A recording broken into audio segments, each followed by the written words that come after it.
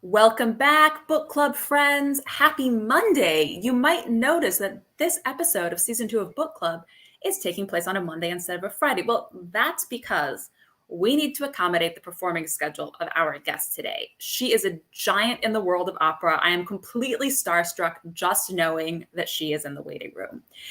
But first, let me introduce myself. I am Kamala Schelling. I am the manager of educational content here at the Metropolitan Opera. I use the she, her, hers series of pronouns, and I'm a white woman with chin-length curly brown hair. Today I'm wearing a yellow sweater and a silver and green necklace and purple glasses. I'm joining you on behalf of the Met Opera, which stands on the unceded ancestral homelands of the Munsee Lenape people. So last Tuesday, this was November 23rd, Matt Aucoin and Sarah Ruhl's opera Eurydice opened at the Met. And this coming Saturday, December 4th, make sure it's on your calendars, opera lovers of all ages will be able to see it broadcast live in HD around the globe. And today, in a continuance of our book club, we are talking to the amazing soprano Erin Morley. Erin is a phenomenally prolific singer, a phenomenally versatile singer. She has performed in about 14 operas at the Met. I counted, I think that's right, in a wildly diverse array of works. She's performed in The Magic Flute. She's performed in Wagner's Ring Cycle. She's performed in Shostakovich's modernist masterpiece, The Nose. And she's also a marvelous pianist. When she accompanied herself in Chacun ne sait from Donizetti's La Fille de Régiment at the at-home gala last year, this was at the beginning of the pandemic, she absolutely astounded audiences around the world. But what brings us together today is her most recent portrayal at the Met, and that is Eurydice herself. Welcome, Erin. Hi, Kamala. It's so great to have you here. Would you please introduce yourself briefly? Sure. So I am a white woman. I have brown wavy hair, and I'm wearing a black blazer today. Thank you so much for joining us, and congratulations on opening night. How does it feel to have the opera finally up and running on the stage? It's amazing. Yeah, so many things have to come together in order to put this show on, and everything from the costumes to the orchestra to all the props and everything, all of these elements, the chorus, the dancers.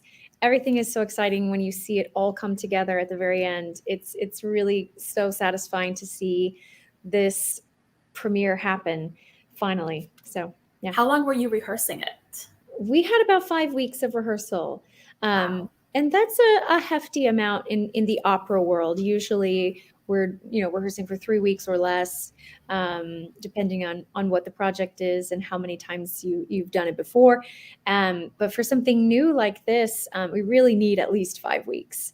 And for a score like this that is difficult and very modern, it felt like the bare minimum. It's very, very difficult. And so those 5 weeks, that incorporates music rehearsals, staging rehearsals, everything that I assume that also includes time you spend getting fitted for your costumes. That's everything it takes to put the opera on stage, right? Yes, I did actually come to the Met for a few preliminary things. Before rehearsals started, I had some preliminary costume fittings only because I was in town. And we also we did the photo shoot for the posters. And so that happened about a month before, 3 weeks before rehearsals started. Yeah. So, of course, I started learning the music long ago. That part of that piece of this puzzle is huge, and that comes before rehearsals even begin. So everybody puts forth a whole lot of effort before even day one of rehearsals.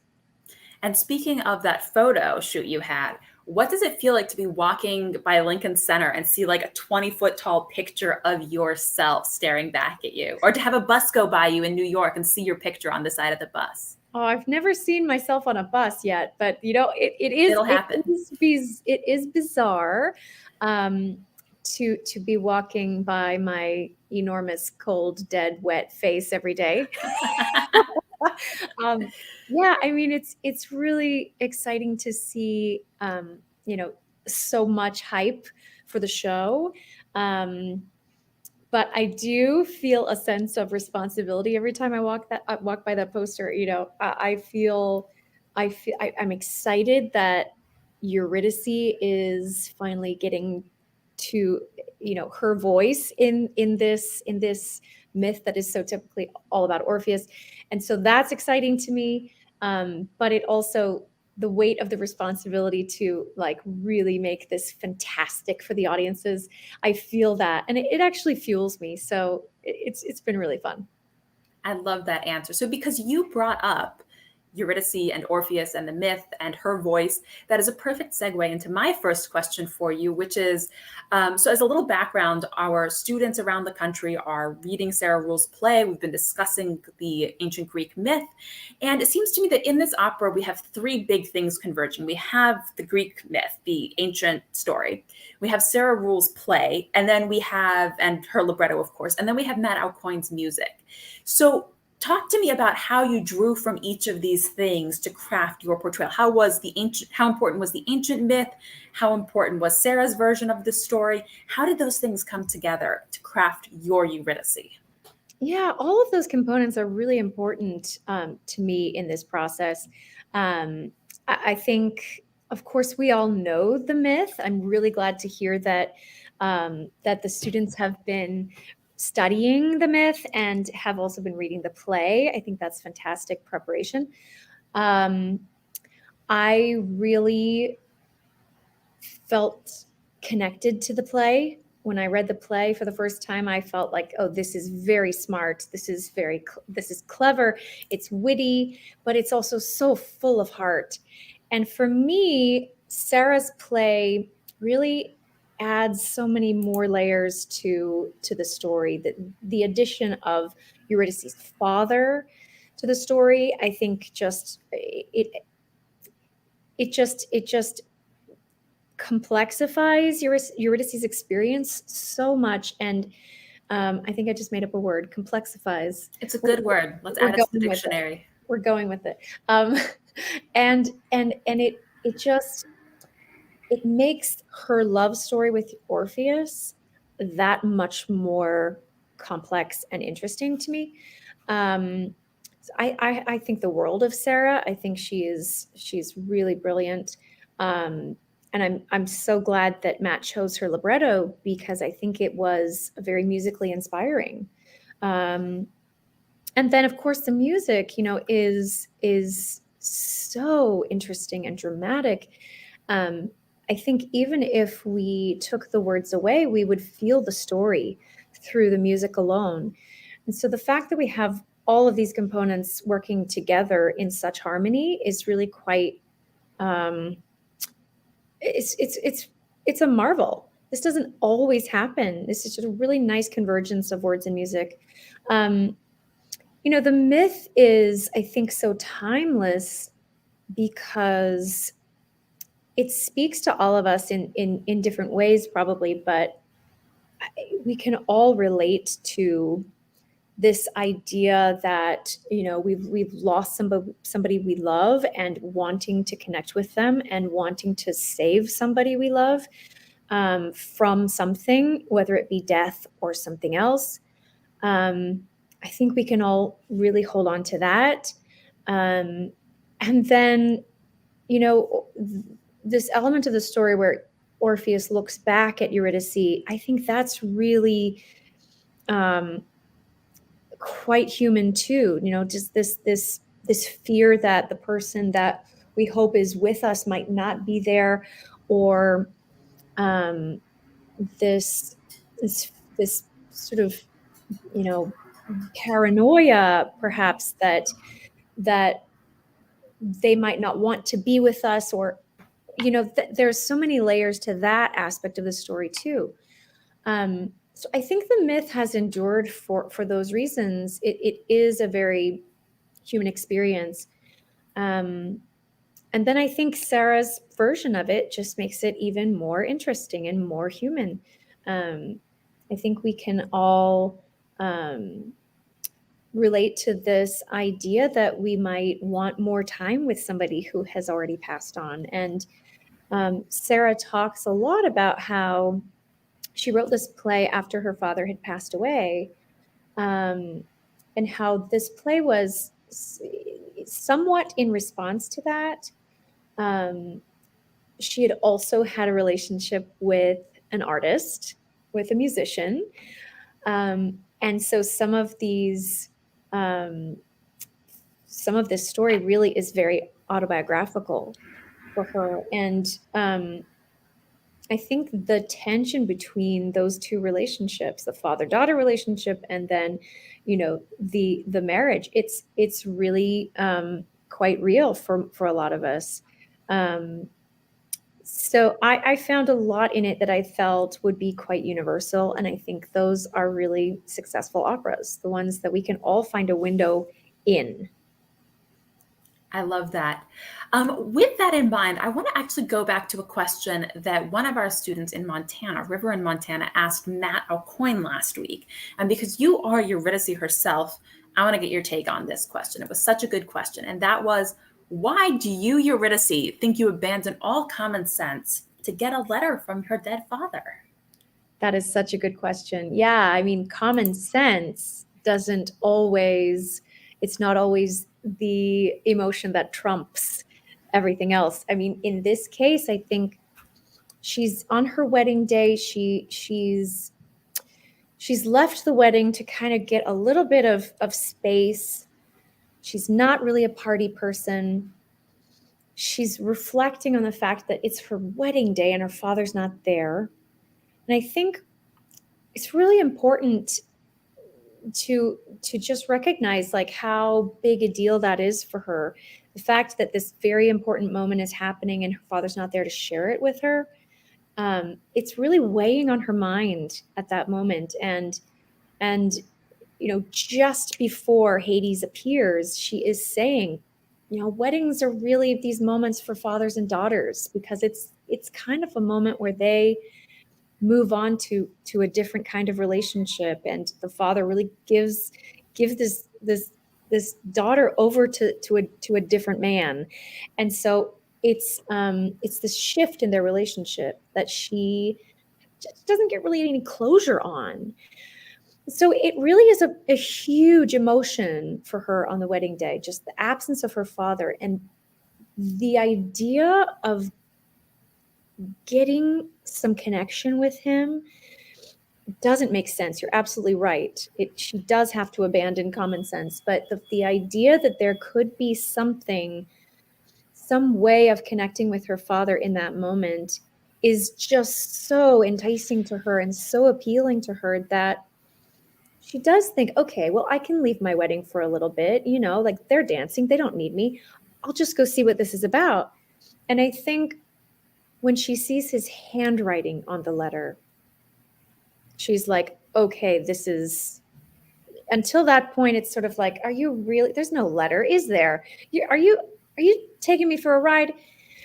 When she sees his handwriting, it's like, holy cow, this guy knows my father or has some connection to him, and I want to, and I'm going to hold on to that. So yeah, I think the emotion of connecting with somebody who we've lost is so powerful for so many of us. I mean, Matt keeps saying in the rehearsal process too, he brought up this idea, just like, what would you say to somebody if you could speak to them, an ancestor? The underworld in this world, the underworld is a place to connect with ancestors. And I think that's really beautiful. Those emotions are powerful, and they trump common sense. They really do. When you have to perform this so many nights a week or so many times in a row, is it hard to go through that emotional process every night you're on stage? Or have you found a way to sort of wall yourself off from that to protect yourself a little bit? What's it like to go through those emotions as a singer? Yeah, I mean, there's always a little bit of a balance that you have to strike as a performer, especially as a singer. Because if you start getting sad and your throat starts getting tense. Right. And this is something I discovered when I sang the dialogues of the Carmelites. a lot. It's a very emotional work. It's hard to get through without crying, but there are moments during the performance where you have to dial back from the emotion in order to sing. And there are moments in this opera that's also the case. Um, I really do think, though, that the journey the journey Eurydice takes is so extreme. It's I mean, it's such a journey. She dies like 3 times during this opera. You know? Even by soprano standards, that's a lot for one That's a lot opera. of dying. Yeah, right. Um, and just the range of emotion that she gets to express, that's also kind of rare in the rep that I do. So I love going on that journey. I think it's dissatisfying to not really be there, um, emotionally present. Um, but I do have to. There are moments that are so close to home for me and so emotional for me that I do have to take a little step back from those I have to take some space from those moments and really sing them for everyone else's experience.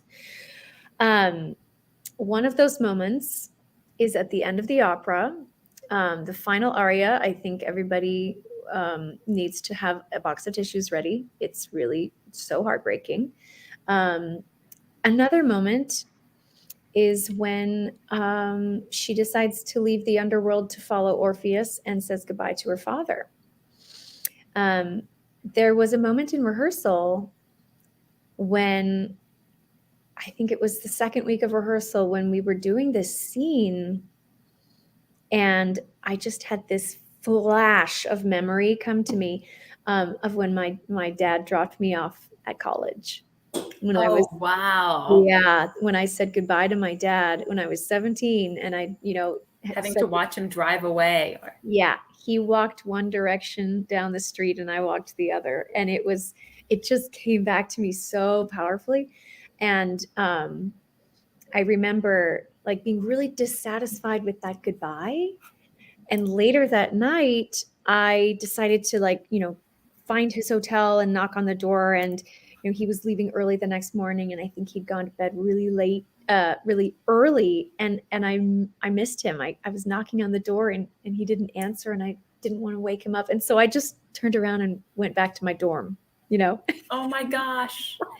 You know what's wonderful to me about you're connecting this moment in your life to a similar but different moment in the story is that I think, when I spoke to Sarah Ruhl about this play, and she said, she would love people to bring to it their own emotional experiences that resonate with the storyline. And it might be easy to say, well, like either I have lost a parent, so that should be the main experience I bring, or I haven't lost a parent, so what can I find in common with Eurydice? But in fact, there are so many moments in our life where maybe it's a big loss, maybe it's a small loss, but it was meaningful in that moment. And because Yeah. we've had that experience, we can bring that, and the opera can tap into that, and we can connect with her, even if our experience has not been identical with Eurydice's. That's absolutely right. I think there's so much room for that in this play. The way she wrote it, it's very open. Um, and I think that's how we should approach all opera. We go in with our own experiences and we sort of see ourselves in the characters in some way. Um, I had a really good friend who came to the premiere who sent me a very long email afterwards, talking about how much of himself he saw in this story. And one of the things he told me that really struck me, was this moment where Eurydice's father builds a room of string for her. And there's this beautiful orchestral interlude that accompanies this dramatic moment. She has been saying, gosh, I wish I had a room, like, aren't there rooms here? She doesn't know where she is quite yet. She feels so alienated by everything and just, unsettled. She doesn't know who her father is yet. And the father just sort of decides to assume the role of the hotel porter. And he decides to construct a room of sorts for her so she will feel some sense of security. And I think that's such a beautiful act of love, right? Anyway, just to do something for somebody on their terms, whether they understand it or not, whether you understand it or not. But what my friend said, he said, this moment just hit me so hard because this is how I feel as I am attempting to provide for my children. Wow. And I just, I almost lost it. I just thought, that's exactly what it is. That's exactly what it is. And there were a million moments like that I've heard many different people relate to in different ways, different angles. And I think that's what we're about. We're about like helping people to understand and have some catharsis with their own life experience. I love that. I'm so glad you brought up this scene with the room of streaming because we had a lot of kids ask us about it. And so Molly, for instance, Molly in Alabama wrote us a question that was like, that said, let me just find it. To me, building a room of string is a way of taking care of people. How have you been able to take care of the people you love during this difficult time? And I think that's such a wonderful question because especially the last 18 months have been so hard and we've had to find ways to take care of each other where maybe we don't have the grand gestures available to us. Maybe all we have is a piece of string. So has there been something you've been able to do to take care of yourself or take care of the people around you during these crazy last 20 months? Yeah, I mean, definitely. What a beautiful question. I mean, what a thoughtful, beautiful question, first of all. Thank you, Molly in Alabama. Yeah, thank you, Molly. There have definitely been, at the beginning of the pandemic, I felt a very strong sense of needing to be calm for my children and needing to explain what was happening to them in a way that they could understand, but also to kind of build a room out of string in that I was not giving them the whole picture because they're too young to really take on that kind of reality. And so my job, I felt, was to be strong for them, to be to help them find joy in their lives as their lives were, to be grateful for the things that we did have. We made lots of gratitude lists. We decided as a family to go hiking once a week, and to just really try to enjoy the outdoors because that was one of the only things we could do. Mm-hmm. And it was a way to get out of the house, and it was a way to appreciate the local opportunities that we, the offerings that we don't really usually get to appreciate. And I just felt a sense of responsibility to keep everybody on at least some semblance of a schedule so that we would have some security in routine. And there were, of course, hard moments too, where they were sort of like, whoa, like, why can't we go to a playground? Why can't, everything was closed and it was so hard for them to understand. But I do feel like, that was my responsibility as a parent to keep making their lives as beautiful as they could be and to, take advantage of all this time we had together. I mean, I think my kids were actually pretty happy during the pandemic because we were used to this life where we were always on the go and always traveling and never really sat still. And I was working a lot, and all of a sudden they had me 24/7, and that was great. That's great. So you really could fulfill that parental role that Eurydice is missing so much. Yeah, I had to and I could. You had to and you could. Yeah. I love it. Back to Eurydice, Allie in New Jersey asked a question that I absolutely love, which is, it seems to me that Orpheus is obsessed with music and Eurydice prefers words. Which do you think is more important in opera? Yes, this is the eternal question. Allie, this question, people have been fighting about this for literally hundreds of years. Well, there have been entire operas written about this, Indeed. right? I mean, Capriccio from Strauss comes to mind. Yeah, I think. Or are they both equally important? Maybe that's what makes opera great.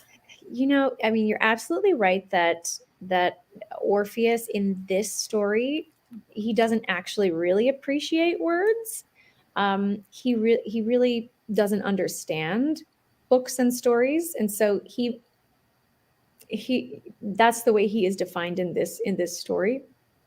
And Eurydice, on the other hand, really, obviously loves books and stories and words and appreciates language, but doesn't understand music. And so they really live in different worlds and don't understand each other's passions. And so that makes their particular love story, I think, more difficult. I would say most musicians also appreciate words, and most poets also appreciate music. So that's kind of unique in this story. What do I think is more important? I mean, I think they're equally important. I think it's really 50-50 for me. I think the most beautiful language doesn't always necessarily turn into the best music. And likewise, the most beautiful music cannot necessarily make up for a bad libretto. It's just so they really do have to work together to augment each other and balance each other. I really think so. I think it's not that it can't be successful. I mean, we know a lot of bel canto operas that have really nothing plots, but they're so amazing to listen to. But I think that it's just all the better when both are strong, both words and music are present. I mean, and Verdi operas come to mind. There's always a fantastic story behind this fantastic music, and Verdi always paired those stories with the kind of music that makes sense and is just as dramatic and paces itself just like the stories pace themselves. And so it really takes a really special kind of librettist composer marriage. Yeah, that's my long answer. That's a great answer. So our final question for you. So you've sung a lot of adaptations from myth, from literature. You've sung all kinds of different roles. So our final question is from Moira in Texas. And Moira asks, if you could sing any literary role as an opera character, which character would you choose? Oh, what a question. Oh gosh. I mean, okay. So of course I love Jane Eyre. I love Anna Karenina. These would both be great opera subjects. Right. And they, I think, have been written. I think they have been, but they're not part of the standard rep at the Met. Right. Lesser known operas. I think those are some great heroines. The first thing that came to mind was Ophelia. Of course, Ophelia in Hamlet has been set many times. And rightly so. Hamlet is so juicy. And we'll be doing a Hamlet at the Met at the end of this season, in fact, a new Hamlet. Yes, and which I have seen. I saw it when it played at Glyndebourne, and the role of Ophelia is fantastic. And my friend Brenda Ray will be singing it, and I know she will be really perfect for that role. I just think that's a really interesting character. I have always wanted to sing the Ambroise Thomas version of Hamlet. So I don't know, maybe that will be in the cards for me someday. Yeah, those are some that would be a really powerful trio of women to sing: Jane Eyre, Anna Karenina, and Ophelia. Yeah. Yes. Well, hopefully we'll get to see you in one or two or even all three of those roles at the Met in the coming years. Thank you so much, Erin, for joining us. Thank So you for your welcome. performance in Eurydice. It is absolutely spectacular. I'm so excited that all of our students around the country are going to get to see it in theaters this Saturday, December 4th. And by the way, a little birdie, Spider Dan in the background, just told me that you were just nominated for a Grammy for a performance of Dialogues of the Carmelites. So Yes. congratulations. Thank you so much. Yeah, that all happened on opening night on the 23rd. Oh my, what a day. It was a day. It was a big day. What a day. Yeah, that was really Well, there's a exciting. lot to congratulate you for. Your success is so richly deserved, and we are so lucky to have been able to speak with you. Thank you Oh, so much, my Erin. pleasure. My pleasure. Thank you. Thanks for watching, everybody.